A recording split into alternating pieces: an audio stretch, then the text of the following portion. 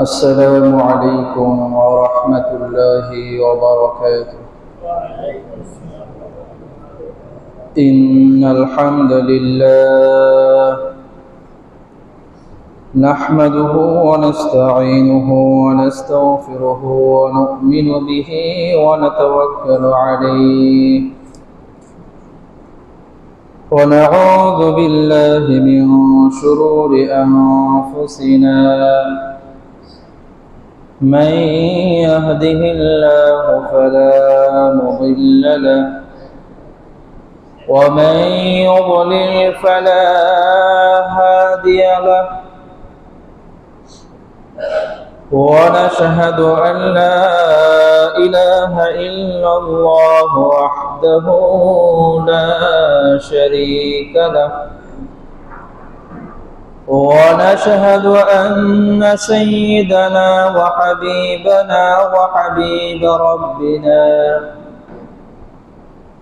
وطبيبنا وطبيب قلوبنا محمدا عبده ورسوله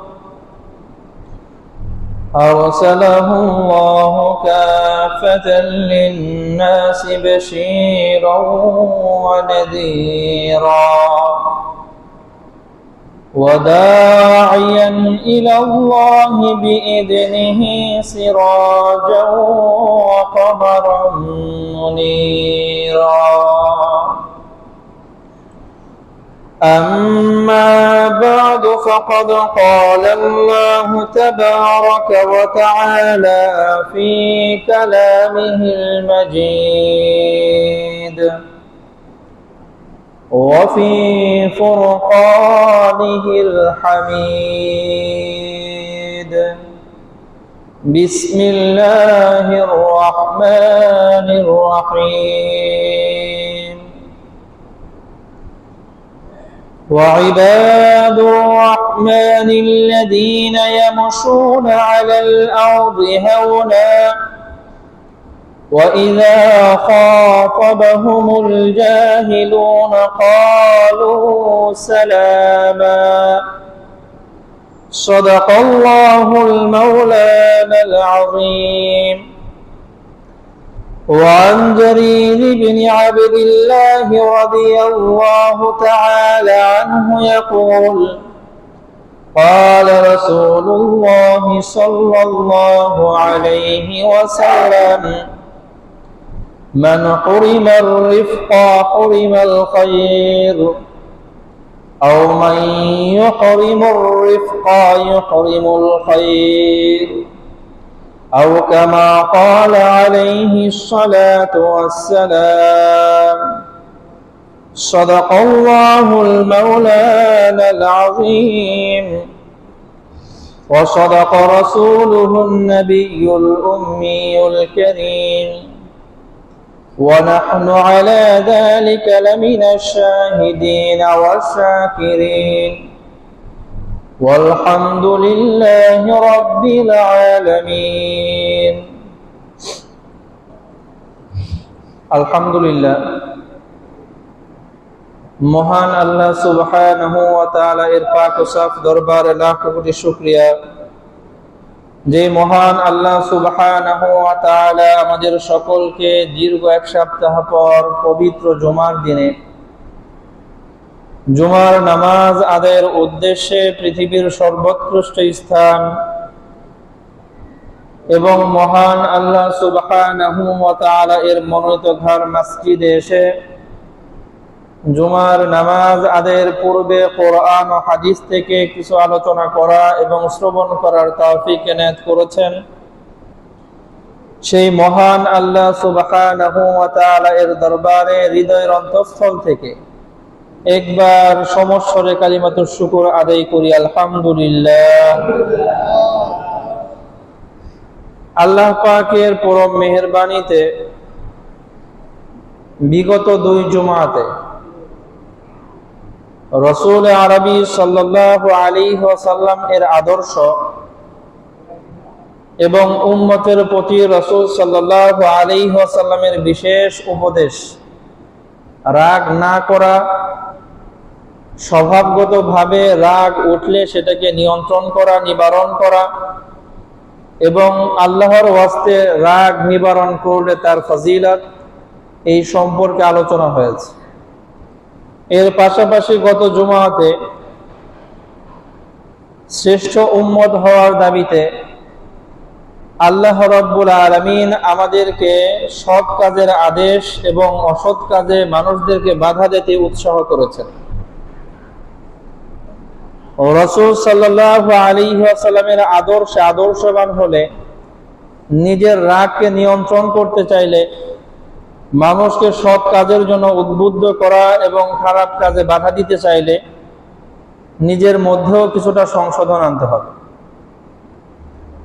সেই উপলক্ষে আজকের এই জুমাতে কোরআন এবং হাদিসের আলোকে আমাদের মুমিনদের স্বভাব চরিত্র কেমন হওয়া উচিত, এই বিষয় নিয়ে আল্লাহ রাব্বুল আলামিন যদি তৌফিক দান করেন কিছুটা আলোচনা করব ইনশাআল্লাহ। রাসূল আরবি সাল্লাল্লাহু আলাইহি ওয়াসাল্লাম পরিপূর্ণ মুমিন হওয়ার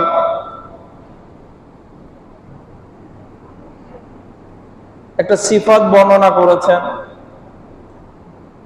যা ইবনে মাজাহ শরীফের মধ্যে 3436তম হাদিসে আছে। তো লম্বা হাদিস। হযরত উসামা বিন শারীক রাদিয়াল্লাহু আনহু থেকে বর্ণিত, তিনি বলেন, একটা মাজমা হচ্ছিল, প্রশ্ন উত্তরের মাজমা। আমাদের বর্তমান সময়ে এরকম মাজমা হয়, শ্রোতাগণ প্রশ্ন করেন, বক্তা তার জবাব দেন। তো রাসূল সাল্লাল্লাহু আলাইহি ওয়াসাল্লাম সাহাবায়ে কেরামদেরকে নিয়ে এরকম একটা মাজমা করেছেন। সাহাবীরা সরাসরি রাসূল সাল্লাল্লাহু আলাইহি ওয়াসাল্লামকে একের পর এক প্রশ্ন করতেছেন, আর রাসূল সাল্লাল্লাহু আলাইহি ওয়াসাল্লাম সেই প্রশ্নগুলোর জবাব দিচ্ছেন। এই হাদিসটা অনেক লম্বা, যেহেতু এক এক সাহাবী এক এক ধরনের প্রশ্ন রাসূলকে করেছেন। এর মধ্যে কয়েকজন সাহাবীর প্রশ্ন এমন ছিল, ইয়া রাসূলুল্লাহ, মা খায়রু মা উতিয়াল আবদু, আল্লাহ রাব্বুল আলামিন তার বান্দাদেরকে যা কিছু দান করেছেন, কত কিছুই তো আল্লাহ দিয়েছেন। আমাদের এই 3.5 হাত বডির মধ্যেই তো কত কিছু আছে, অমূল্য রতন, যা একবার নষ্ট হয়ে গেলে হুবহু এই জিনিসটা সারা বিশ্বের আর কোথাও খুঁজে পাওয়া যায় না। একজন মানুষের হাত নষ্ট হয়েছে, অবিকল এই হাত আর কোথাও পাওয়া যাবে না, ডুপ্লিকেট হবে, কপি হবে, কিন্তু হুবহু এই হাত দুনিয়ার কারো দ্বারা তৈরি করা সম্ভব না। ছোট্ট একটা দাঁত পড়ে গেছে, আর একটা দাঁত আপনি লাগাইতে পারবেন, কিন্তু এই দাঁত, তার যে শক্তি, তার যে গুণাবলী, এই গুণাবলী, এই শক্তি নিয়ে একটা দাঁত এখানে ফিট করা দুনিয়ার কারো দ্বারা সম্ভব না। আল্লাহ রাব্বুল আলামিন তো আমাদের এই দেহের ভিতরে কত নিয়ামত দিয়েছেন। মাথার মধ্যে যে দিমাগ দিয়েছেন, আকল দিয়েছেন, বুধ শক্তি দিয়েছেন, মেধা দিয়েছেন, এই তো লোপ পায়ে গেলে তো আমরা দেখি যে মানুষগুলো এই মাথাটা ঠিক থাকলে সমাজে একটা অবস্থান নিয়ে বসবাস করত। কোন একটা মজমা হলে বড় একটা চেয়ার তাকিয়ে দেওয়া হয়তো, আজকে মাথা ঠিক নাই, উলঙ্গ হয়ে রাস্তায় ঘুরতেছে। তো আল্লাহ রাব্বুল আলামিন তো আমাদেরকে কত নিয়ামত দিয়েছেন, একটার চাইতে আরেকটা আরো দামি। সাহাবীদের প্রশ্ন হলো, রাসূল, আল্লাহ রাব্বুল আলামিন তার বান্দাকে যা কিছু দান করেছেন, এর মধ্যে সবচেয়ে উত্তম দান কি?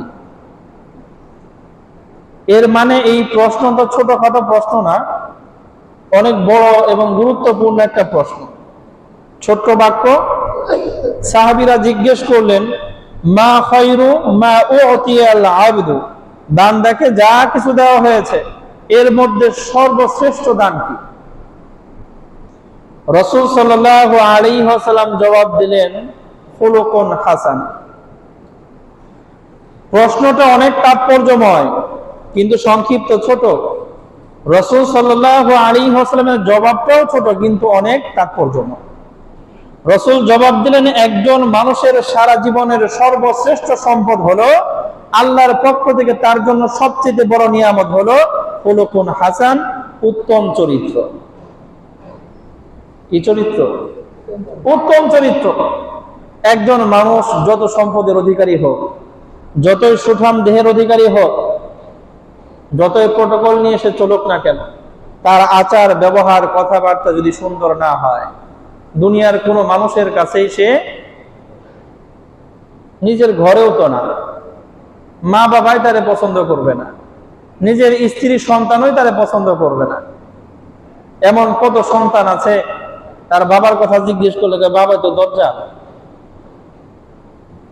এমন কত স্বামী আছে স্ত্রীর কথা জিজ্ঞেস করলে বলে আমার স্ত্রী তো একটা দরজা। এমন কত স্ত্রী আছে স্বামীর কথা জিজ্ঞেস করলে বলে আমার স্বামী তো বদমাইশ। বলে না? কেন বলে? কারণ আমার যত সম্পদ থাক, আমার যতই প্রভাব থাক, আমার আচার ব্যবহার যদি সুন্দর না হয়, কারো কাছে আমার 2 পয়সারও মূল্য। কেউ আমাকে মহব্বত করবে না, কেউ আমার দিকে দয়ার দৃষ্টি নিয়ে, ভালোবাসার দৃষ্টি নিয়ে তাকাবে না। রাসূল সাল্লাল্লাহু আলাইহি ওয়াসাল্লাম জবাব দিলেন, বান্দাকে আল্লাহ রাব্বুল আলামিন যা কিছু দিয়েছেন, এর মধ্যে একটা সুঠাম দেহের সুস্থ মানুষের জন্য সবচেয়ে বড় নিয়ামত হলো খুলুকুন হাসান, সুন্দর চরিত্র, উত্তম চরিত্র, উত্তম আখলাক। শুধু তাই না, আস-সিলসিলাতুস সহিহা হাদিস নাম্বার 1298, হযরত আবু হুরায়রা রাদিয়াল্লাহু তাআলা আনহু থেকে বর্ণিত, রাসূল সাল্লাল্লাহু আলাইহি ওয়াসাল্লাম বলেছেন, আলা উনাব্বিউকুম বিখিয়ারিকুম, হে আমার সাহাবীরা, তোমাদের মধ্যে সর্বশ্রেষ্ঠ কে? তোমাদের মধ্যে সবচেয়ে শ্রেষ্ঠ মর্যাদাবান কে? সবচেয়ে উত্তম কে? সবচেয়ে ভালো কে? আমি কি জানাবো তোমাদের? সাহাবায়ে কেরাম বললেন, বালা ইয়া রাসূলুল্লাহ, কেন নয়? আমাদের মধ্যে সবচেয়ে শ্রেষ্ঠ কে? আমাদের মধ্যে সবচেয়ে উত্তম কে? আমাদের মধ্যে সবচেয়ে ভালো কে? এটা আমাদের জানা দরকার, আপনি বলে দেন। তখন রাসূল সাল্লাল্লাহু আলাইহি ওয়াসাল্লাম বলেন, শোনো, খিয়ারুকুম আতওয়ালুকুম আমারান, তোমাদের মধ্যে সবচেয়ে ভালো হলো ওই ব্যক্তি যার হায়াত অনেক লম্বা। হাদিসের এটা প্রথম পার্ট, হায়াত অনেক লম্বা, লম্বা হায়াত পাইছে। ওয়া আহসানুকুম আখলাকা, আর তার চরিত্রও সুন্দর, তার আচার ব্যবহারও সুন্দর। হায়াতও পাইছে লম্বা, আবার আখলাকও সুন্দর। তাহলে একজন মানুষ যখন হায়াত পাইছে বেশি, বয়স মনে করেন জীবন পাইছে 100 বছরের, আবার তার আচার ব্যবহারও সুন্দর, তার মানে কি তার নেকি কমতেছে না বাড়তেছে? যেহেতু আচার ব্যবহার সুন্দর, তার মানে দৈনন্দিন জীবনে সে শুধু নেকি কামাই করতেছে, আবার হায়াত পাইছে লম্বা, মানে কামাই করার সুযোগটাও পাইছে লম্বা। এজন্য রাসূল সাল্লাল্লাহু আলাইহি ওয়াসাল্লাম বলেন, তোমাদের মধ্যে সবচেয়ে শ্রেষ্ঠ হলো ওই ব্যক্তি আল্লাহ যাকে হায়াতও দিয়েছেন লম্বা, আবার আখলাকও দিয়েছেন সুন্দর। আল্লাহু আকবার। এর বিপরীত যদি আমরা খেয়াল করি, তাহলে আমাদের মধ্যে সবচেয়ে বাজে লোকটাকে, যার হায়াতও ছোট, কিন্তু এই ছোট হায়াতের মধ্যেও কি করে? আখলাকও ভালো না। আবার যদি এমন হয় হায়াতটাও লম্বা, আবার আখলাকও খারাপ, তাহলে তো কথাই নেই। আল্লাহু আকবার। বুখারী শরীফের মধ্যে 3559তম হাদিস, মুসলিম শরীফের 2321তম হাদিস, হযরত আব্দুল্লাহ ইবনে আমর রাদিয়াল্লাহু আনহুমা বর্ণনা করেন, রাসূল সাল্লাল্লাহু আলাইহি ওয়াসাল্লাম ফাহিশ ওয়ালা মুতাফাহিশ, লাম ইয়াকুনিন নাবিয়্যু সাল্লাল্লাহু আলাইহি ওয়াসাল্লাম ফাহিশান ওয়ালা মুতাফাহিশান। রাসূল সাল্লাল্লাহু আলাইহি ওয়াসাল্লাম ফাহিশও ছিলেন না, মুতাফাহিশও ছিলেন না। ফাহিশ মানে হলো অশ্লীল ভাষী, অশালীন ভাষাও রাসূল কখনো ব্যবহার করেন নাই। আমরা সেই রসুলের উম্মত, আমরা শালীন ভাষা ব্যবহার করতে জানি না। যেই রসুল সারা জীবন কখনো অশালীন ভাষা ব্যবহার করেন নাই, আমরা সেই রসুলের উম্মত ঘুম থেকে জাগ্রত হওয়ার পরে অশালীন ভাষা ব্যবহার করি, সারাদিন করি, ঘুম আসার আগে একটা বাজে শব্দ ব্যবহার করে তারপরে ঘুমাই। আল্লাহ মাফ করুন। আমার পরিবারের সাথে আমার কথা ভালো না, আমার সন্তানদের সাথে আমার ভাষা সুন্দর না, আমার বন্ধু বান্ধবদের সাথে আমার ভাষা সুন্দর না। আমি ব্যবসা করি, আমার কলিগ যারা আছে, আমার সহকর্মী যারা আছে, পার্টনার যারা আছে, তাদের সাথে আমার ব্যবহার সুন্দর না। আমার কাস্টমার যারা আছে তাদের সাথেও আমার কথাবার্তা সুন্দর না। এমনকি আমাদের বর্তমান জামানায় এমন তো আসছে, এতটা খারাপ পর্যায়ে চলে গেছে, আল্লাহ রাব্বুল আলামিন তো হেফাজত করেছেন যে মসজিদের ইমাম সাহেবরা মুসল্লিদের সাথে বাজে ভাষা ব্যবহার করে না। আল্লাহ হেফাজত করছে এখনো। কিন্তু আমাদের সমাজের মুসল্লিদের মাধ্যমে বিভিন্ন মসজিদের ইমাম সাহেবেরা যে ভাষার শিকার হয় অকল্পনীয়। মুসল্লি যার পিছনে আমি সারাদিন নামাজ পড়ি 5 ওয়াক্ত, মাসের পর মাস নামাজ পড়লাম, এই ইমাম সাহেবের সাথেও আমার এই মুখ দিয়ে সুন্দর শব্দ বের হয় না, বাজে ভাষা বের হয়। এরকম রিপোর্ট মনে করেন না যে হুজুর কোনো সময় পাই নাই। আমার সাথে ঘটেনি, আলহামদুলিল্লাহ। আপনারা এখানে যারা আছেন ভালো মানুষ, আমার সাথে ঘটে নাই, কিন্তু আশপাশে অনেক জায়গায় ঘটেছে, সংবাদ আসছে, জানছি, বললাম। তো চিন্তা করেন না, যেই নবীর ব্যাপারে তার সাহাবীরা বলতেছেন লাম ইয়াকুনিন নাবিয়্যু সাল্লাল্লাহু আলাইহি ওয়াসাল্লাম ফাহিশান, আমার নবী অশ্লীল ভাষী ছিলেন না, কখনোই বাজে শব্দ আমার রাসূল ব্যবহার করেন না।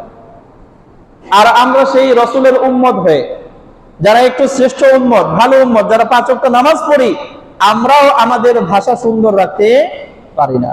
আর একটু লজ্জার কথা বলি, আমি তো আপনাদের এই বাজারেই থাকি, মাঝে মাঝে যে এদিকে ওদিকে একটু চা খাইতে বসি, আমার পিছনে 5 ওয়াক্ত নামাজ পড়ে, আমার পিছনে কিছু মানুষ কাছে নামাজে আসে না, তাদের চেহারা আমি খুব একটা চিনিও না, কিন্তু যারা নামাজে আসে আমি তো তাদের চেহারাগুলো চিনি, তাদেরকে দেখলে তো আমার ভালো লাগে, এরা নামাজ পড়ে। কিন্তু এই মসজিদের বাহিরে গিয়ে দেখি একজন আরেকজনের সাথে যখন কথা বলতেছে, তাদের ভাষা শুনলে আমার লজ্জা করে, আমার লজ্জা লাগে। অনেক সময় এমন হয়েছে আমি এখানে বসা দেখে নাই, না দেখে বলে ফেলছে, কিছুক্ষণ পরে দেখে বলতে হুজুরে দেখলে আমি বলতাম না। কেন? হুজুর যখন থাকে তখন হারাম, আর আমি নাই এরপর ওটা হালাল, সেটা তো না। খেয়াল করবেন, আমি এক জায়গায় নাই, আমার জন্য আপনার মুখের ভাষা সুন্দর করা আর খারাপ করার কোনো প্রয়োজন নাই। এগুলোর সব হিসাব দিতে হবে আল্লাহর কাছে। ওই আল্লাহ আপনি যেখানেই আছেন সেখানেই আছে। ওই আল্লাহর ইলম আপনি মসজিদে বসে কি বলতেছেন সেটাও যেরকম আল্লাহ জানে, আপনি ওই বাজারের মাঝখানে গিয়ে কি বলতেছেন সেটাও আল্লাহ জানে, আমি আমার নিজের ঘরের ভিতরে ঢুকে আমার স্ত্রী সন্তানদের সাথে কোন ভাষা ব্যবহার করতেছি সেটাও আল্লাহ জানে। এখন এই কথা কি বলতে পারবেন? যদি জানতাম যে আল্লাহ এখানে আছে তাহলে তো এটা বলতাম না। আল্লাহু আকবার, আল্লাহ মাফ করুন। এই জন্য আল্লাহর ইলম তো সর্বত্র আছে। আপনি আমাকে যতটুকু মূল্যায়ন করেন আলহামদুলিল্লাহ, শুকরিয়া, কিন্তু এর চাইতে অনেক গুণ বেশি মূল্যায়ন করতে হবে আমার রবকে। হুজুরকে দেখলে এই বাজে শব্দটা বলতেন না, আল্লাহ তো আছে, কেন বলে? আল্লাহ মাফ করুন। তো রাসূল সাল্লাল্লাহু আলাইহি ওয়াসাল্লাম ফাহিশ ছিলেন না, অশালীন ভাষী ছিলেন না, ওয়ালা মুতাফাহিশান, আর বাজে আচরণকারীও ছিলেন না। কথাও বাজে না, আচরণও বাজে না। ওয়া কানা ইয়াকুল, আর রাসূল সাল্লাল্লাহু আলাইহি ওয়াসাল্লাম উম্মতদের জন্য বলতেন, ইন্না মিন খিয়ারিকুম আহসানাকুম আখলাকা, তোমাদের মধ্যে সবচেয়ে শ্রেষ্ঠ হলো ওই ব্যক্তি যেই ব্যক্তির আখলাক সুন্দর, যেই ব্যক্তির আচার ব্যবহার সুন্দর। রাসূল সাল্লাল্লাহু আলাইহি ওয়াসাল্লামের নিজের আচার ব্যবহারও সুন্দর ছিল। রাসূল বলেছেন আমার উম্মতের মধ্যে সবচেয়ে শ্রেষ্ঠ হলো সেই ব্যক্তি যার আচার ব্যবহার সুন্দর। আবু দাউদ শরীফের মধ্যে 4682তম হাদিস, হযরত আবু হুরায়রা রাদিয়াল্লাহু আনহু বর্ণনা করেন, রাসূল সাল্লাল্লাহু আলাইহি ওয়াসাল্লাম বলেছেন, আকমালুল মুমিনিনা ঈমানান, রাসূল সাল্লাল্লাহু আলাইহি ওয়াসাল্লাম বলেছেন, মুমিনদের মধ্যে সবচেয়ে পূর্ণাঙ্গ মুমিন, মুমিনদের মধ্যে সবচেয়ে পূর্ণাঙ্গ মুমিন, কামিল মুমিন। ইমানের তো অনেক স্তর আছে, দুর্বল ইমান আছে, মাঝারি ধরনের ইমান আছে, একদম উন্নত মানেরও তো ইমান আছে। তো রাসূল সাল্লাল্লাহু আলাইহি ওয়াসাল্লাম বলেন, এই যে হাজারো লক্ষ মুমিন হবে, এর মধ্যে সবচেয়ে পূর্ণাঙ্গ মুমিন হলো তারা আহসানুহুম খুলুকা, যাদের আচার ব্যবহার সুন্দর, যারা উত্তম চরিত্রের অধিকারী, তারা হলো মুমিনদের মধ্যে সবচেয়ে পূর্ণাঙ্গ মুমিন। শুধু নামাজ পড়লেই পূর্ণাঙ্গ মুমিন হওয়া যাবে? বলেন, শুধু রোজা রাখলাম পূর্ণাঙ্গ মুমিন হওয়া যাবে না, এটা মুমিন আমি। কিন্তু যখন আমার আচার ব্যবহার কথাবার্তা শালীন হবে, মানুষের সাথে আমার আচার ব্যবহার সুন্দর হবে, আমার রাসূল বলেছেন, তখন তুমি পূর্ণাঙ্গ মুমিন হতে পারবে, এর আগে না। এই যে একটু আগেই তো বললাম, মসজিদে এসে নামাজ পড়ি, বাইরে গিয়ে গালিগালাজ, আমি মুমিন কিন্তু পূর্ণাঙ্গ না। আমি যদি পূর্ণাঙ্গ মুমিন হতে চাই, আমার কথা, আমার আচার ব্যবহার সবগুলোই কি করতে হবে? সুন্দর করতে হবে। আল্লাহ রাব্বুল আলামিন তৌফিক দান করেন। রাসূল আরবি সাল্লাল্লাহু আলাইহি ওয়াসাল্লাম মুমিনের কিছু সিফাত বলেছেন। আল্লাহ রাব্বুল আলামিন পবিত্র কোরআনে সূরা ফুরকান আয়াত নাম্বার 63, এই আয়াতের মধ্যে আল্লাহ রাব্বুল আলামিন মুমিনের একটা সিফাত বলেছেন। পাশাপাশি আরো অনেকগুলো আয়াত আছে, সেখানে মুমিনদের আরো কিছু সিফাতের কথাও আলোচনা আছে। এই আয়াতের মধ্যে আল্লাহ রাব্বুল আলামিন বলেছেন, ওয়া ইবাদুর রহমান,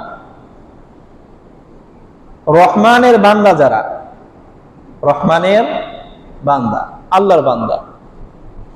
তা আল্লাহ রাব্বুল আলামিন ওই মানুষটাকে তার বান্দা হিসেবে স্বীকৃতি দিচ্ছেন, ইবাদুর রহমান, রহমানের বান্দা। যেমন আমাদের মধ্যে কোন মানুষের এমন আছে 5টা 6টা ছেলে আছে, কিন্তু একটা ছেলে একটু দুষ্ট, ওর পরিচয় কোথাও দিতে চায়। আবার এই 4-5টা ছেলের মধ্যে মনে করেন 5টা ছেলের মধ্যে 4টা ছেলে স্বাভাবিক, ওগুলো স্বাভাবিক, আমার ছেলে এরকম স্বাভাবিক, সবাই চিনে জানে, স্বাভাবিক। এটা যে একটা ছেলে খুব ভালো, বাবা ভক্ত, বাবারে খুব শ্রদ্ধা করে, আদর করে, তো বাবাই যে কোনো জায়গায় গেলে বলে এটা আমার ছেলে। আসলে এইটাই হ্যার ছেলে, তার মানে কার ছেলে নাই, আরো তো আছে। এটা আমার ছেলে কেন বলে? কারণ সে নিজের থেকে স্বীকৃতি দিচ্ছে, এই ছেলের প্রতি সে সন্তুষ্ট, যার কারণে কি বলে, এটা আমার ছেলে, গর্ব নিয়ে বলে। আল্লাহ রাব্বুল আলামিনের বান্দা তো সবাই, আমরা যারা মুমিন, ঈমান এনেছি, মুসলমান হয়েছি, আমরা যেমন আল্লাহর বান্দা, যারা হিন্দু তারাও আল্লাহর বান্দা, যারা বৌদ্ধ তারাও আল্লাহর বান্দা, যারা খ্রিস্টান তারাও আল্লাহর বান্দা, যারা নাস্তিক তারাও, তারা আল্লাহকে স্বীকার করুক আর না করুক, তাদের স্রষ্টাকে আল্লাহ। অতএব দুনিয়াতে যত মানুষ আছে সবাই আল্লাহর বান্দা, কিন্তু আল্লাহ রাব্বুল আলামিন বলতেছেন, ওই যে ওইটা আমার বান্দা, তার মানে এই বান্দার প্রতি আল্লাহ খুশি। ইবাদুর রহমান, আল্লাহর বান্দা কারা? আল্লাহ রাব্বুল আলামিন গুণ বলে দিয়েছেন, আল্লাযীনা ইয়ামশুনা আলাল আরদি হাওনা, যে মানুষেরা এই জমিনে বিনয়ের সাথে বিচরণ করে, যে মানুষেরা এই জমিনে বিনয়ের সাথে বিচরণ করে, অহংকার নিয়ে না, দাপট নিয়ে না, বাজে ভাবে না, বিনয়ের সাথে এই জমিনে, এই দুনিয়াতে তারা বসবাস করে, বিচরণ করে, তারা হলো আল্লাহর বান্দা। এই শব্দের মধ্যেই মুফাসসিরিনে কেরাম বলেছেন, কঠোর ব্যবহার করে না, বাজে আচরণ করে না, অশালীন ভাষা ব্যবহার করে না, আল্লাহর বান্দা হলো তারা যারা মানুষের সাথে সুন্দর ভাষা এবং সুন্দর আচরণের বহিঃপ্রকাশ ঘটায়, তারা হলো আল্লাহর বান্দা। এর মানে হলো এই শ্রেণীর বান্দাদের প্রতি আল্লাহ সন্তুষ্ট। ওয়াইদা খাতাবাহুমুল জাহিলুন, আর আল্লাহ রাব্বুল আলামিন বলেছেন এই ধরনের বান্দাদের সাথে যখন মূর্খরা তাদের মূর্খ আচরণ প্রকাশ করে, খারাপ ভাষা ব্যবহার করে। এমন আছে না, একজন মানুষ সবার সাথে সুন্দর ভাষা ব্যবহার করে, কিন্তু ওই যে দুষ্ট একটা লোক এসে তারে দিছে গালি, হয় না এরকম? সে তো বাজে ভাষা ব্যবহার করে না, কিন্তু আরেকজন এসে তার সাথে কি করেছে, বাজে ভাষা ব্যবহার করেছে, তখন সে কি করবে? আল্লাহ রাব্বুল আলামিন সেই সিফাত বলেছেন, ওয়াইদা খাতাবাহুমুল জাহিলুন, যারা বাজে ভাষা ব্যবহার করে, যারা মানুষের সাথে রুক্ষ আচরণ করে, আল্লাহ রাব্বুল আলামিন তাদেরকে বলতেছেন জাহিলুন, গণ্ড মূর্খ।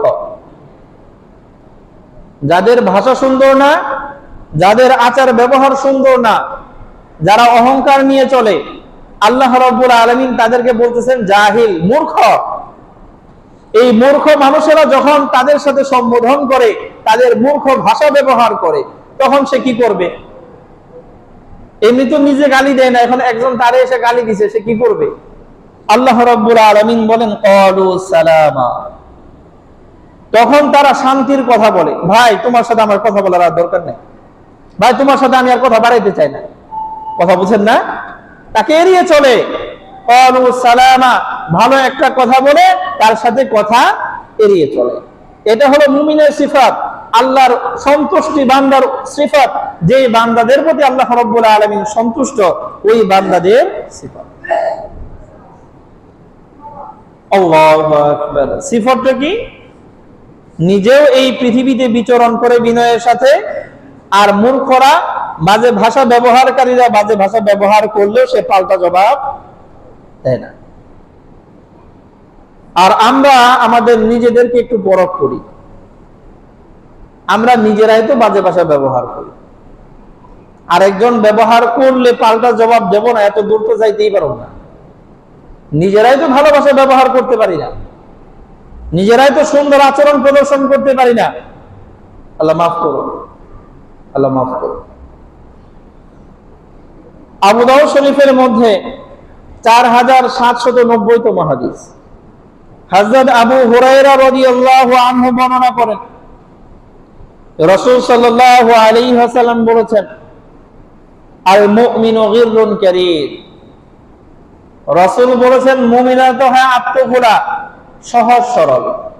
মুমিনরা কেমন হয়? কথা বলেন। আত্মভোলা হয়, সহজ সরল হয়, এটা মুমিনের পরিচয়। আর আমরা তো কুটিলতা আর জটিলতায় ভরা। আমাদের মনের ভিতরে এত পরিমাণ প্যাঁচ, জিলাপির মধ্যেও এত প্যাঁচ নাই। বাস্তবতা না এটা? কথা বলেন। অবস্থা এমন হয়ে গেছে যে আমরা যদি একজন মানুষ আরেকজন মানুষকে সঠিক পরামর্শ দিতে যাই যাতে তার উপকার হবে, আমাদের বর্তমান প্রেক্ষাপটের কারণে সেই মানুষটা মনে করবো না জানি কোন বিপদে ফেলায়। কেন মনে করবে?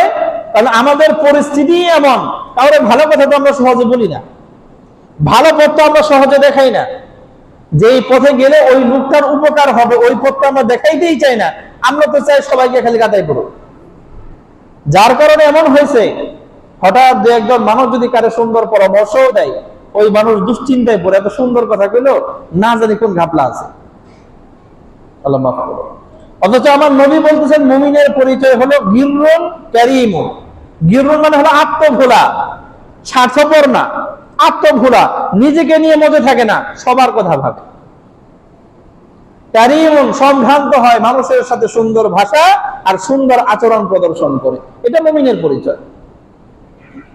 ওয়াল ফাজির, আর রাসূল সাল্লাল্লাহু আলাইহি ওয়াসাল্লাম বলেছেন পাপিষ্ঠ যারা ফাজির হয়, পাপিষ্ঠ হয়, আল্লাহর অবাধ্য হয়, তাদের পরিচয় হলো খব্বুন লাঈমুন। তারা খব্বুন হয়, ধোঁকাবাজ হয়। যারা পাপিষ্ঠ তারা কি হয়? তারা কি হয়? ধোঁকাবাজ হয়। আমরা তো নিজেদেরকে পাপিষ্ঠ মনে করি না, নিজেদেরকে খাঁটি মুমিন মনে করি, কিন্তু মানুষের ধোঁকা দিই। কথা বলেন। মানুষকে ধোকা দেওয়ার পরেও মনে করি আমার ঈমান যে পরিমাণ মজবুত, এই ঈমান আবার ভাঙ্গে কে? মানুষকে কত দিক দিয়ে যে আমরা ধোকা দেই, আল্লাহ মাফ করুন। ব্যবসা করি, 2 নাম্বার পণ্য দিয়া তারপরে বলি এটাই খাঁটি, এর চেয়ে খাঁটি আর দুনিয়াতে নাই। ধোকা দেয়। একজন মানুষ অনেক দূর থেকে আসছে, শুধু আমারে চিনে, এই বিশ্বাস নিয়ে আসছে এই মানুষটার কাছে গেলে ভালো একটা পণ্য সে আমারে ধরায় দিবে, আমারে ঠকাবে না, এই বিশ্বাস নিয়ে আমার কাছে আসছে। আর আমি মনে মনে ভাবতেছি মক্কেল একটা পাইছি। কথা বলে, তাই না অবস্থা? এতদিনে মক্কেল একটা পাইছি, বি গ্রেডের না সি গ্রেডের মালও যদি ধরায় দেয়, আর এই গ্রেডের মালের যদি মূল্য আমি নিয়ে নেই, একটু ধরতেও পারবো না, মক্কেল একটা পাইছি। এই ধোঁকাবাজি করার পরেও আমি মনে করি আমার মতো ভালো মুমিন আর কোথায় আছে? অথচ আমার রাসূল বলেছেন এই যে যে সিফাত, এই যে যে বাজে স্বভাব, এটা কোনো মুমিনের না। এটা কার? এটা হলো পাপিষ্ঠের সিফাত। ওয়াল ফাজির খাব্বুন লাঈন, ফাজির যে হয়, যে পাপিষ্ঠ হয়, তার সিফাত হলো সে হবে ধোঁকাবাজ। সে কি হবে? কি হবে? ধোঁকাবাজ। আমরা কত দিক দিয়ে ধোঁকা দিই, হিসাব নাই। এই যে আমাদের এই যে পাশ দিয়ে কত সুন্দর একটা রোড হয়েছে না? কথা বলেন না, অনেক সুন্দর একটা রোড হয়েছে না? এই রোডের কন্ট্রাক্ট একজনই নিছে, মনে করেন এটারে প্রশস্ত করবে, একটা টার্গেট নিয়েছে, মনে করেন হলো 22 ফিট প্রশস্ত করবে।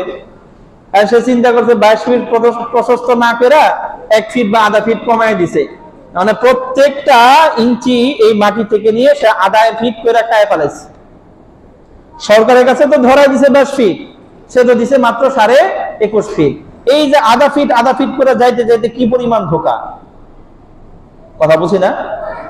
যেই মানের সিম দেওয়ার কথা, ওই মাল যেই মানের দেওয়ার কথা, আমাদের এই পাথরগুলো যে মানের দেওয়ার কথা, যে ম্যাটেরিয়াল গুলো যে মানের দেওয়ার কথা, সেটা তো দেয়ই না, ধোঁকা। আবার মনে করেন এই যে আমরা বিশেষ করে এই রাস্তা যখন হয়েছে, আল্লাহ দেখাইছে, এই রাস্তার পাশ দিয়ে যাদের জমি ছিল, এই রাস্তার পাশ দিয়ে যাদের জমি ছিল, আল্লাহ রাব্বুল আলামিন তাদের ঈমানের পরিচয় সেখানে নিয়ে গেছে, পরীক্ষা নিয়ে গেছে। 2 নম্বর লোক আয়েশা বলছে, আপনি শুধু স্বাক্ষর দিয়ে দিবেন, আপনার তো জায়গা খালি, দিবেন 4 তলা একটা বিল্ডিং ছিল। কথা বলছেন না? ওই বিল্ডিং এর মূল্য হিসেবে যা আসে সব সরকার থেকে আপনারা ধরাই দিবেন। আমিও তো খুব খুশি, এই লোককে আমার বেশি দিতে হবে না, মাত্র 1.5-2 লাখ টাকা দিয়ে দিয়ে। এই পাশে 1.5-2 লাখ টাকা দিলাম, এটা হলো ঘুষ। এটার নাম কি? ঘুষ। এটা হারাম। আবার এই যে রাষ্ট্রীয় ভাবে আমি ধোঁকা দিলাম, এটা হলো ফাজিরের পরিচয়। রাষ্ট্রীয় ভাবে ধোঁকা, এটা হলো এই দেশের প্রত্যেকটা জনগণের সাথে ধোঁকা। রাষ্ট্রীয় সম্পদের মালিককে? আমাদের দেশের প্রধানমন্ত্রী, রাষ্ট্রপতি। রাষ্ট্রীয় সম্পদের মালিক হলো এই দেশের প্রত্যেকটা জনগণ। এই কাজগুলো করার পরেও আমি মনে করি আমার মতো বড় মুমিন আর কোথায় আছে? আল্লাহ মাফ করুন, আল্লাহ বোঝার তৌফিক দান করুন। রাসূল সাল্লাল্লাহু আলাইহি ওয়াসাল্লাম বলেন, ওয়াল ফাজিরু খিব্বুন লাঈন, ফাজির যারা পাপিষ্ঠ, তারা হয় ধোঁকাবাজ আর অসভ্য। তাদের কথা এবং তাদের আচার ব্যবহার সুন্দর হয় না। কারণ একটা উদাহরণ দিলাম দেখে মনে করেন না যে উদাহরণ খালি একটাই আছে, না, ভাজে ভাজে। আল্লাহু আকবার। সহিহ আল জামি হাদিস নাম্বার 6669, as-সিলসিলাতুস সাহিহা হাদিস নাম্বার 936। হযরত মাকহুল রাহমাতুল্লাহি আলাইহি তিনি বলেন, রাসূল সাল্লাল্লাহু আলাইহি ওয়াসাল্লাম বলেছেন, আল মুমিনুনা হাইয়িনুন, মুমিন যারা হয় তাদের হৃদয় হয় কোমল, নরম, সফট। মুমিনদের হৃদয় কেমন হয়? নরম, মানুষের প্রতি দয়া ভরা থাকে। লাইয়িনুন, তাদের কথা এবং তাদের আচার ব্যবহার হয় নরম।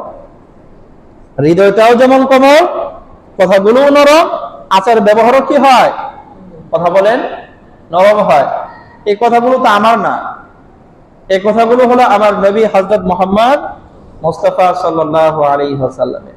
তিনি বলতেছেন মুমিনদের হৃদয় হয় কোমল, মুমিনদের কথা হয় নরম, মুমিনের আচার ব্যবহার হয় নরম। আল্লাহ কেমন হয়? রাসূল সাল্লাল্লাহু আলাইহি ওয়াসাল্লাম উদাহরণ দিয়েছেন কাল জামালিল আনিফ, নাকে রশি বাঁধা সেই উটের মতো, নাকে রশি বাঁধা উটের মতো। রাসূল সাল্লাল্লাহু আলাইহি ওয়াসাল্লাম তার ওই জামানাতে সাহাবায়ে কেরাম যে উদাহরণ দিলে সবচেয়ে ভালো বুঝবেন ওই উদাহরণটা দিয়েছেন। আমাদের বর্তমান সময়ে উদাহরণ দিতে গেলে মনে করেন যারা বাইক চালায়, বাইকের মধ্যে অনেক ক্যাটাগরি আছে না, কথা বলেন না? একদম নরমাল যে বাইকগুলো আছে এগুলো যখন ফুল স্পিডে চলে, এটাকে ব্রেক করতে হলে যখন ইমার্জেন্সি ব্রেক করে, ব্রেক করার পরেও আরো 15-20 হাত যায়, আছে না এরকম বাইক? কথা বলেন।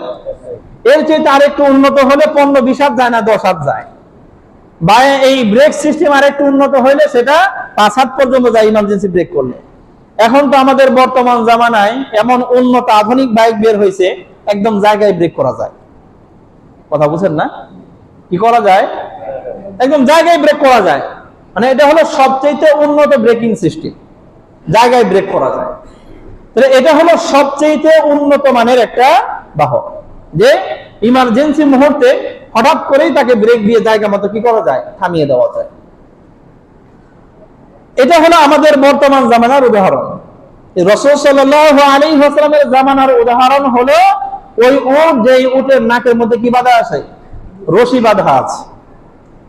হাদিসের মধ্যে আছে, আমরা জানতে পেরেছি রাসূল সাল্লাল্লাহু আলাইহি ওয়াসাল্লাম বলেছেন উট এমন একটা প্রাণী যেই প্রাণী সহজে মানুষের বশ মানে না। অন্য অনেক প্রাণী আছে যে প্রাণীগুলো খুব সহজে মানুষের পোষ মানে, কিন্তু উট সহজে কি করে না, পোষ মানে না।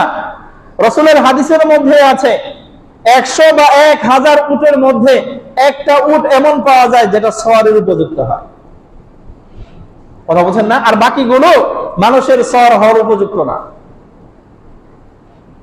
তাহলে উট সহজে কি হয় না, পোষ মানে না। এর মধ্যে যেই উটটা কি মানছে, পোষ মানছে, কথা বুঝেন না? এই যে দ্রুতগতির বাইকগুলো সহজে ব্রেক করলে জায়গা মতো দাঁড়ায় না, যেটা দাঁড়াইছে একবারে জায়গা মতো দাঁড়ায় যায়। তো রাসূল সাল্লাল্লাহু আলাইহি ওয়াসাল্লাম উদাহরণ দিলেন, মুমিনের উদাহরণ হলো ওই উটের মতো, যেই উটটা এই নাকের মধ্যে রশি বাঁধা, তার মানে মানুষের পোষ মেনেছে। ওই মুমিনের উদাহরণ হলো ওই বাইকের মতো, ইমার্জেন্সি মুহূর্তে ব্রেক করলে জায়গা মতো থেমে যায়, কথা বুঝেন না? কথা বলেন। তার মানে আল্লাহ রাব্বুল আলামিন যখন বলবেন বাস যায় না, থেমে যায়, কথা বুঝেন না?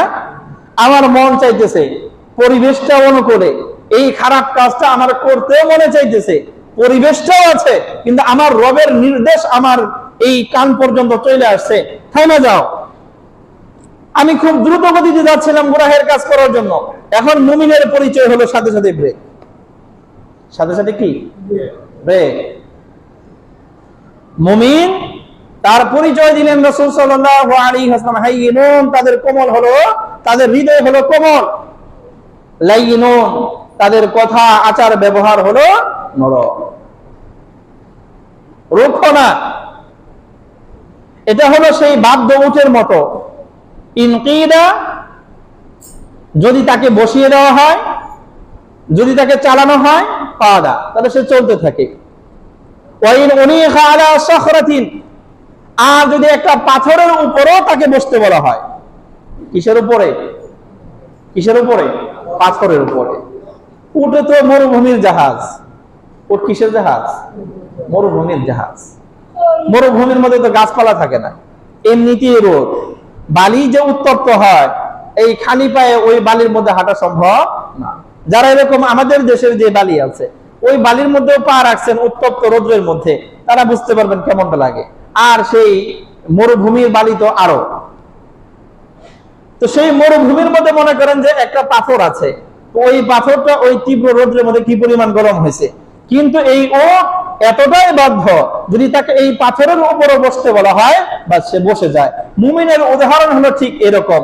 আল্লাহ রাব্বুল আলামিন যখন বলবেন যাও, সে চলতে থাকে। আর আল্লাহ রাব্বুল আলামিন এমন এক জায়গায় গিয়ে যদি থামতে বলে, যেই জায়গায় থামা বান্দার জন্য খুবই কঠিন, এরপরেও বান্দা থেমে যায়।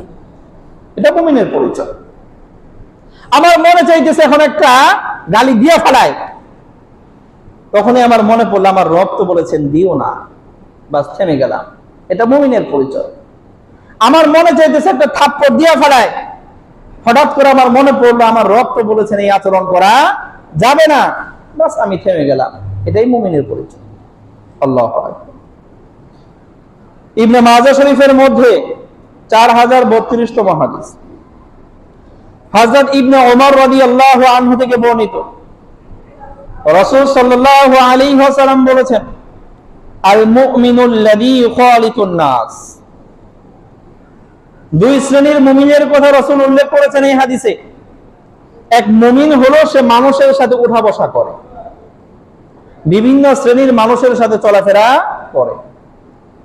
বিভিন্ন শ্রেণীর মানুষ মানে ভালো মানুষের সাথেও তার চলাফেরা আছে, খারাপ মানুষদের সাথেও উঠা বসা আছে, মানুষের সাথে মিশে। আর মানুষের সাথে মিশলে মানুষের কাছ থেকে খারাপ আচরণ অটোমেটিক আসবে, কারণ সব মানুষ তার এক কিসিমের না। কথা বলেন না, সব মানুষ কি একরকম? কিছু মানুষ হয়তো খারাপ আচরণ করবে না, ব্যথা দেবে না, কষ্ট দিবে না, কিন্তু কিছু মানুষ আছে অকারণেই আইসা কটু কথা বলবে, ব্যথা দেবে, কষ্ট দেবে।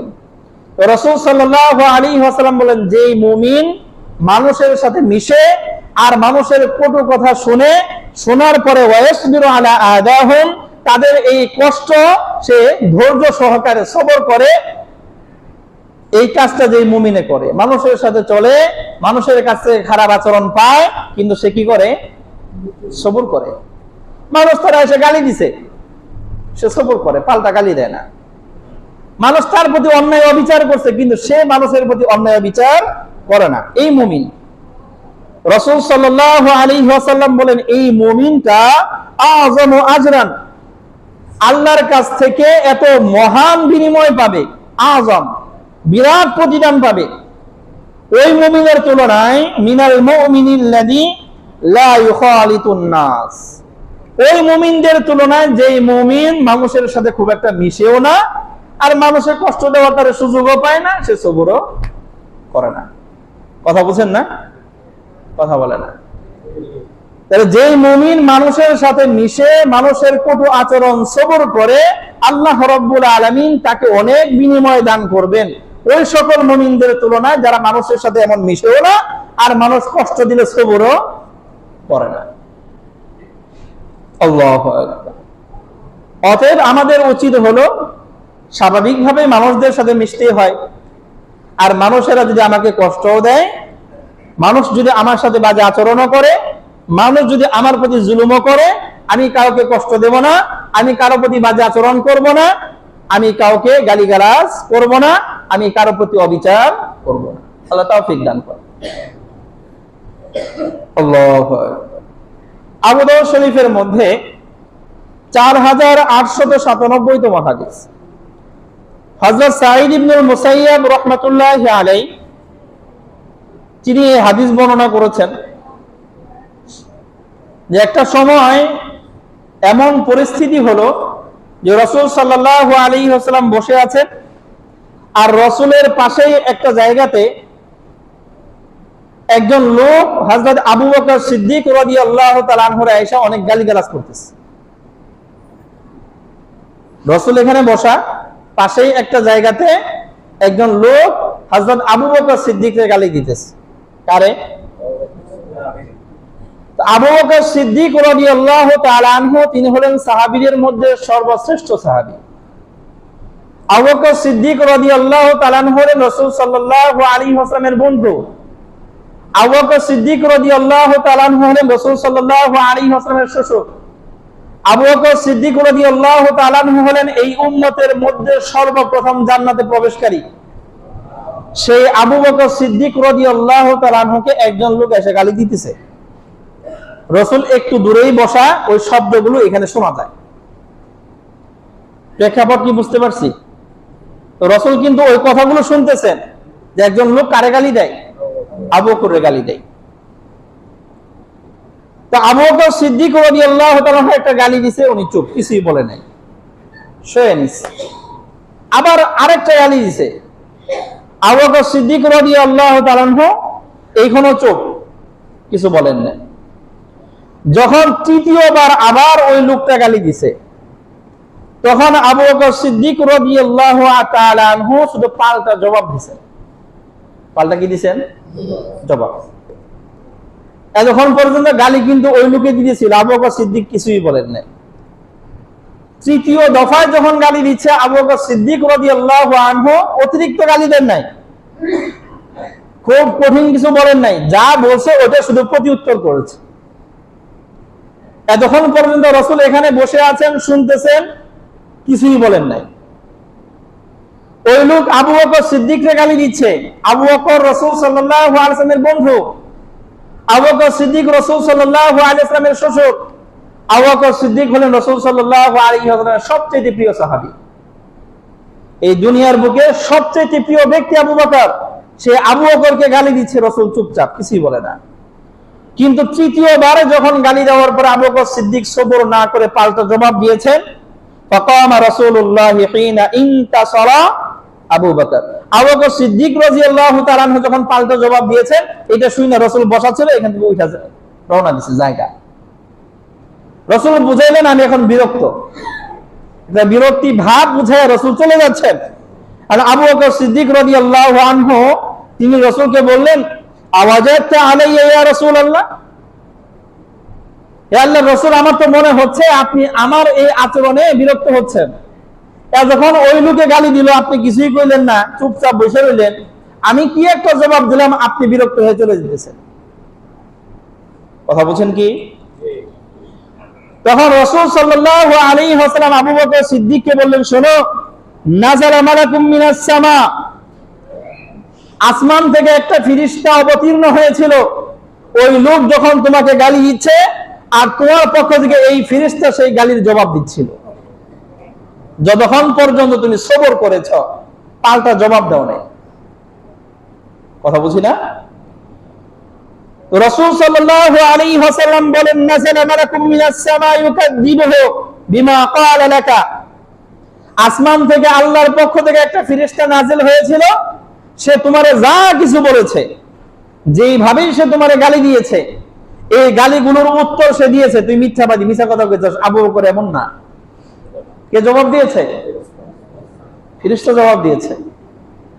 তো রাসূল সাল্লাল্লাহু আলাইহি ওয়াসাল্লাম বলেন, ফালাম্মা ইনতাসারতা, যখনই তুমি তাকে পাল্টা জবাব দিয়েছো, ওয়াকাতিশ শাইতান, ফেরেশতা চলে গেছে, শয়তান চলে আসছে। ফেরেশতা চলে গেছে, কে আসছে এখানে? শয়তান চলে আসছে। ফালাম আকুন লিআজলিসা ইদ ওয়াকাশ শাইতান, রাসূল বলেন যেখানে শয়তান চলে আসে, এখানে আমার থাকা মানানসই না, চলে না। আবু বকর সিদ্দিক রাদিয়াল্লাহু তাআলা আনহুর মতো ব্যক্তি, তাকে যখন একজন গালি দিচ্ছে, উনি সবর করতেছেন, রাসূল পছন্দ করেছেন, আল্লাহ পছন্দ করেছেন। আল্লাহ এই গালির জবাব দেওয়ার জন্য ফেরেশতা পাঠিয়ে দিয়েছেন, কিন্তু যখনই প্রত্যুত্তর করেছেন, এখানে শয়তানের সুযোগ নিয়ে গেছে। যাক, আবু বকর সিদ্দিক, যার নামের মধ্যে সিদ্দিক আছে। রাসূল সাল্লাল্লাহু আলাইহি ওয়াসাল্লামের আরেক হাদিসের মধ্যে আছে, আবু বকর সিদ্দিক রাদিয়াল্লাহু তাআলা আনহু তার এক গোলামকে একটু কটু কথা বলতেছিলেন। তখন রাসূল এই দৃশ্য দেখা আবু বকর সিদ্দিককে ডাক দিয়ে বলেছিলেন, আবু বকর, সিদ্দিক আর লাআন কখনো এক ব্যক্তি হইতে পারে না। একজন ব্যক্তি সিদ্দিকও হবে, সত্যভাষীও হবে, আবার মানুষের লাআনতও করবে, এটা হইতে পারে না। আবু বকর সিদ্দিক রাদিয়াল্লাহু তাআলা আনহু, যিনি লাআনাতকারী না, গালিগালাজ করেনওয়ালা না, এই লোক যখন সবর করতেছে, আল্লাহ রাব্বুল আলামিন তাকে সাহায্য করেছেন, ফেরেশতার মাধ্যমে জবাব দিয়ে দিয়েছেন। কথা বুঝেন না? একজন মানুষ আমাকে বাজে একটা ভাষা বললো, তুই অমুকের বাচ্চা, সাপোজ, বুঝেন না? তা আমি পাল্টা যদি জবাব না দেই, আমার পাশে একজন ফেরেশতা এসে বলবে, তুই মিছা কথা কইছিস, সে অমুকের বাচ্চা না, সে মানুষের বাচ্চা। কথা বুঝেন না? আর আমি যদি পাল্টা জবাব দিয়ে ফেলি, ফেরেশতা তো আমার সাহায্য করবে না, এখানে শয়তান আসবে, যাক এগুলো তো ফাজের বানানো যাবে, এটা তো পাপিষ্ট বানানোর একটা সুযোগ আসছে, দে তুইও গালি দে। গালি দেওয়া কার স্বভাব? কথা বলেন, পাপিষ্টদের স্বভাব। এখন শয়তানের চান্স পাইছে, আমার কি আর ভালো থাকতে দেবে? কথা বলেন, আল্লাহু আকবার। আমি যদি সবর করি, বিনিময় কে দেবেন? বিনিময় কে দেবেন? আল্লাহ। তো কোমল হৃদয় হওয়া আর নরম আচরণ করা, এই আচার ব্যবহার সুন্দর করা, এটা আল্লাহ রাব্বুল আলামিনের পক্ষ থেকে রহমত পাওয়ার একটা মাধ্যম। আমার যদি হৃদয় নরম হয়, আমার মুখের ভাষা যদি নরম হয়, আমার আচার ব্যবহার যদি নরম হয়, তো আল্লাহ রাব্বুল আলামিন আমার প্রতি বিশেষ রহমত নাযিল করবেন। এটা একটা রহমত। সূরা আলী ইমরান আয়াত নাম্বার 159, একটা প্রেক্ষাপট আসলো উহুদের যুদ্ধের। উহুদের যুদ্ধ, এই নাম তো আমরা সবাই শুনছি। কথা বলেন, বলেন তো রাসূল সাল্লাল্লাহু আলাইহি ওয়াসাল্লামের দান শহীদ হয়েছে কোন যুদ্ধে গিয়া? সবাই তো জানেন। এই যুদ্ধের একটা প্রেক্ষাপট ছিল, পাহাড়ের উপরে একটা গিরিপথ আছে, ওই পথটাকে আটক করা দরকার। মানে এই পথ দিয়ে পিছন দিক দিয়ে শত্রুপক্ষ যদি আক্রমণ করে, এটাকে নিয়ন্ত্রণ করা অনেক কঠিন হবে। এই জন্য রাসূল সাল্লাল্লাহু আলাইহি ওয়াসাল্লাম বড় একটা জামাত, বড় একটা দলকে ওইখানে দাঁড় করায় দিয়েছেন। যুদ্ধের পরিস্থিতি যা মনে চাই তাই হোক, তোমরা এখান থেকে সরবা না, এইখানেই থাকবা, এই দিক দিয়ে যেন শত্রুপক্ষ আসতে না পারে। তো ওইখানে যে সাহাবীরা আছেন, ওই সাহাবীরা অনেক লম্বা সময় সেখানে অবস্থান করেছেন। এরপরে যখন তারা কানে শুনছে যে যুদ্ধে মুসলমানদের বিজয় হয়ে গেছে, যুদ্ধে কি হয়ে গেছে? মুসলমানদের বিজয় হয়ে গেছে, এটা যখন শুনছে, শোনার পরে কিছু যুদ্ধ যেহেতু শেষ, তাহলে আর এখানে দাঁড়িয়ে থাকার দরকার কি? কিন্তু এর মধ্যে কয়েকজন সাহাবী বলছেন যে না, রাসূল তো বলছেন সরবা না, যুদ্ধ যা মনে চাই হোক, জিতকার হারক, রাসূল না করেছেন, বাস না, আমরা এখান থেকে সরবো না।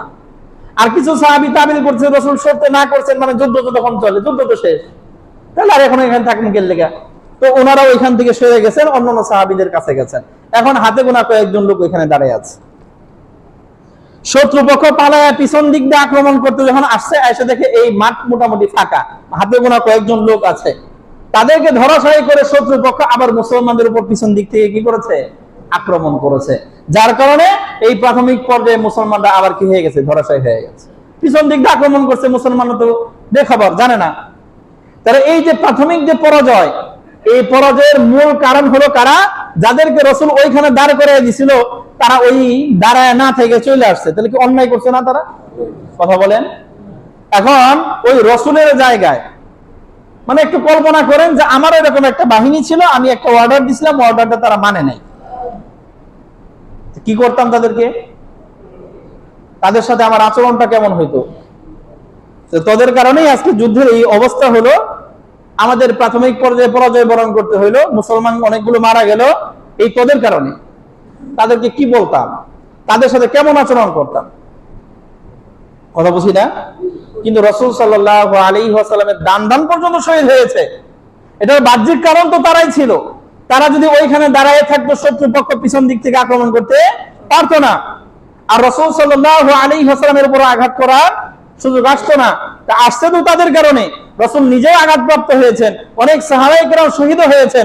যুদ্ধে প্রাথমিক পর্যায়ে আমাদের পরাজয় আসছে শুধুমাত্র ওদের এই কমান্ড না মানার কারণে। তো রাসূল তাদেরকে কি করা উচিত ছিল বলেন না? কিন্তু আমার রাসূল সাল্লাল্লাহু আলাইহি ওয়াসাল্লাম তাদেরকে মাফ করে দিয়েছেন, কিচ্ছু বলেন নাই, কিছুই বলেন নাই।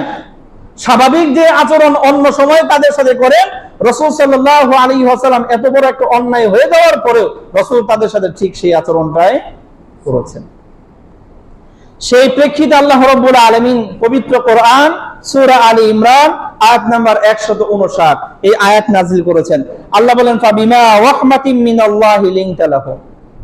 আল্লাহ রাসূল, এই যে আপনি যে তাদের সাথে নরম আচরণ করলেন, তাদের সাথে কঠোর আচরণ করলেন না, তাদেরকে ধমক দিলেন না, তাদেরকে শাস্তি দিলেন না, এই যে তাদের সাথে সুন্দর আচরণ করলেন, এটা আল্লাহর পক্ষ থেকে রহমত হওয়ার কারণেই করতে পারছেন। এটাই আল্লাহর পক্ষ থেকে রহমত। আল্লাহর বিশেষ এই রহমত যাদের মধ্যে আছে, তারাই নরম আচরণ করতে পারে, তারাই মানুষদেরকে ক্ষমা করতে পারে, তারাই মানুষের সাথে সুন্দর আচরণ করতে পারে।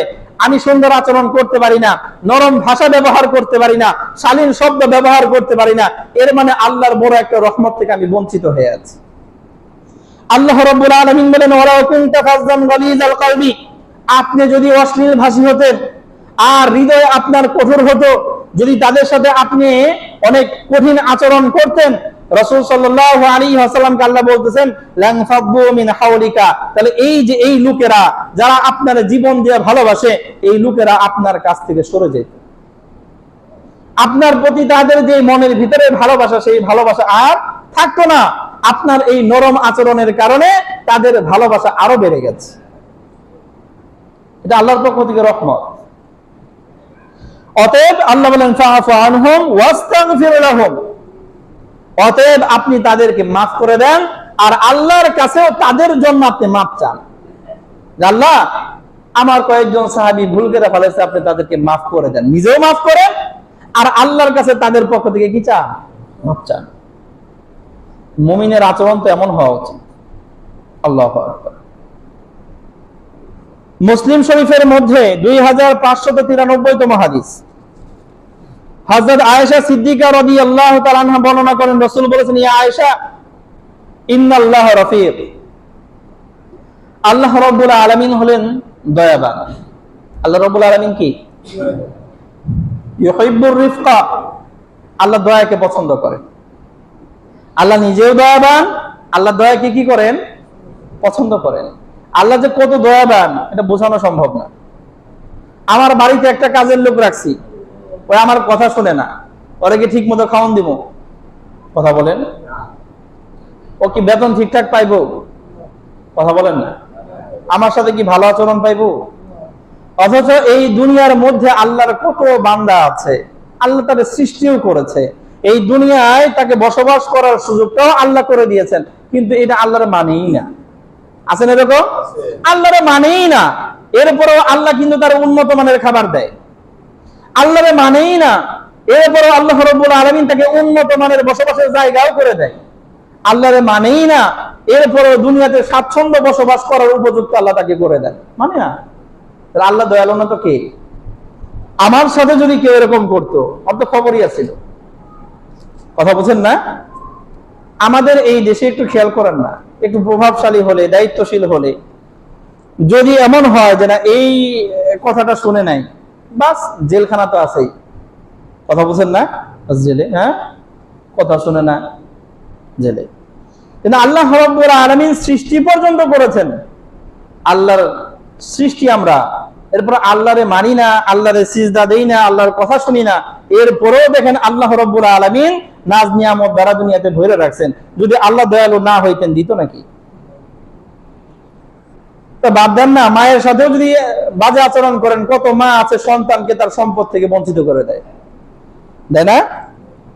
আল্লাহু আকবার। কই যাবে না? তো রাসূল বলেন, হে আয়েশা, আল্লাহ রাব্বুল আলামিন হলেন দয়ালু আর দয়া করাকে আল্লাহ পছন্দ করেন।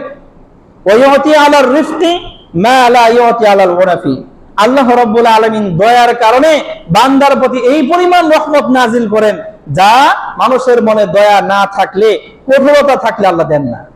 মনে দয়া থাকলে আল্লাহ রাব্বুল আলামিন ওই বান্দার প্রতি কি করেন?